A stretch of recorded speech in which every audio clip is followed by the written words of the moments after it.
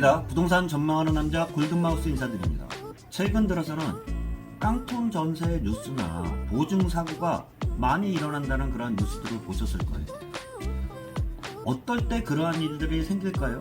최근 들어서 같이 부동산 가격이 꺾이고 있을 때 전세 가격이 매매가보다도 높은 거를 깡통 전세라고 하고요. 보증 사고 같은 경우가 전세가 만료가 됐을 때 집주인이 전세 보증금을 돌려주지 못하는 것을 전세 보증 사고라고 하는데요. 최근 들어서 보면 국토교통부 자료들을 보면 전세 보증 사고가 많이 일어나고 있습니다. 그 중에서도 전국 대비해서 많은 비율을 차지하고 있는 게 수도권이라고 할 수 있는데요. 전세 보증 사고 비율들을 보면 2022년 8월 기준으로 해서요. 전국 511건 중에 수도권이 차지하고 있는 게 478건, 비수도권이 33건으로 대부분의 지역들이 수도권에 몰려 있다고 할 수 있습니다. 그러면 왜 이렇게 수도권에 몰려 있을까요?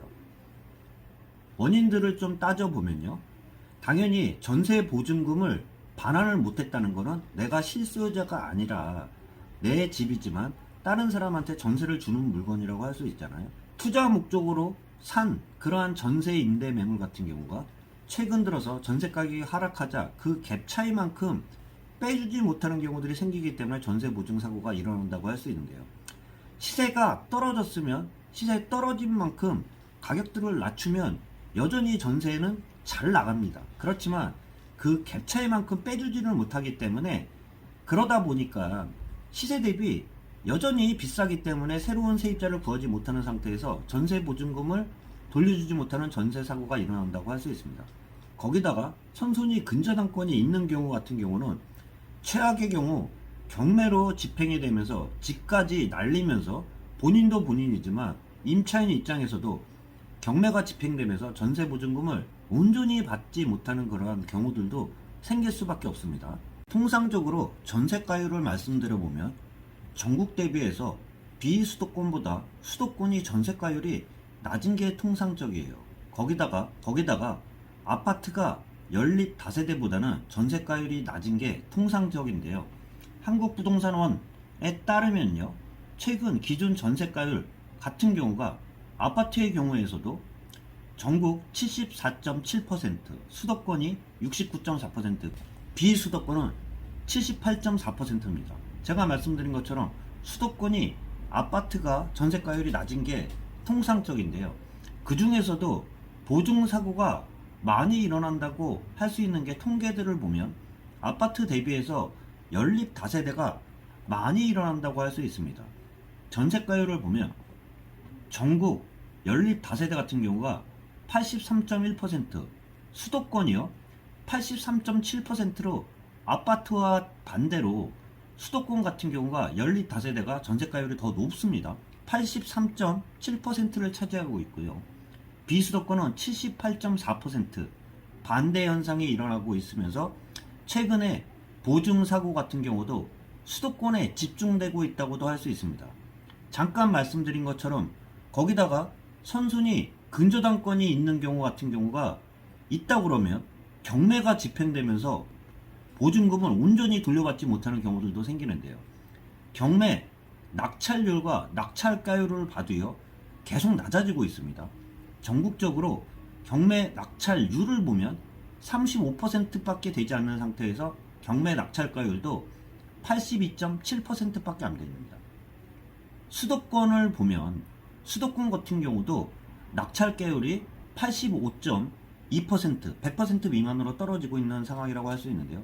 그만큼 최근에 부동산 시장 같은 경우가 꺾이는 상태를 반영하고 있다고 할 수 있습니다.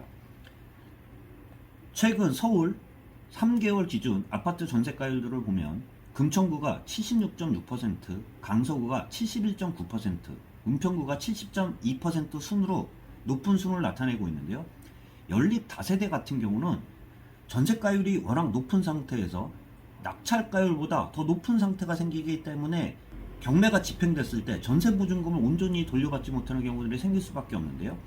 연립 다세대를 보면 강동구는 88.7%, 광진구가 86.5%, 강서구 86.4%로 경매 낙찰가율보다 더 높은 전세가율을 차지하고 있는 게 연립 다세대라고 할 수 있습니다.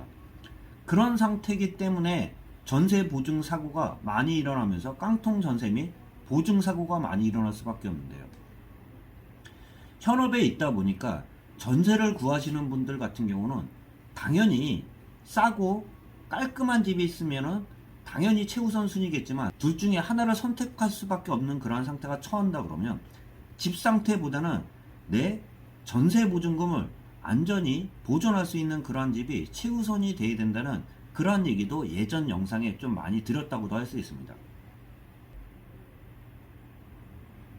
보증사고가 많이 일어난 그 지역별로 보면 서울 강서구가 60건으로 9.4%, 인천 미추홀구 53건 21%, 경기 부천시 51건 10%, 10.5%, 수도권에서 보증사고가 많이 일어난 것을 나타내는 그러한 지표들이 발표들이 나오고 있는데요. 이러한 최근 부동산 시장 상황 내에서는 내년까지 이러한 그 부동산 시장이 유지가 된다 그러면 지금보다는 더 부동산 보증 사고가 더 많이 일어날 수밖에 없습니다. 새로운 세입자를 구하려고 하면은 전세 가격을 그만큼 많이 낮춰야 되는데요. 실수요자가 아닌 갭 투자를 하는 사람들 같은 경우가 그 갭 차이를 빼주지 못하면서 가격들을 실거래가만큼 전세 실거래가만큼 낮추지 못하기 때문에 그만큼 새로운 세입자를 구하지 못하면서 전세 보증금을 돌려주지 못한다고 할 수 있습니다. 거기다 첨부해서 최근과 같이 금리 인상이 가파른 상태에서는요, 전세담보대출 비율 같은 경우 퍼센트도 이미 많이 올라갔어요. 그러다 보니까 어떤 손님들을 보면 전세보다는 반전세를 구하는 경우들이 생기는데요. 그러다 보니까 최근 수요들을 보면 전세도 전세지만 반월세를 찾는 분들도 종종 생길 수밖에 없는데요. 그만큼 본인이 깡통 전세나 보증사고를 미연에 방지하기 위해서는 본인이 조심할 수밖에 없는데요.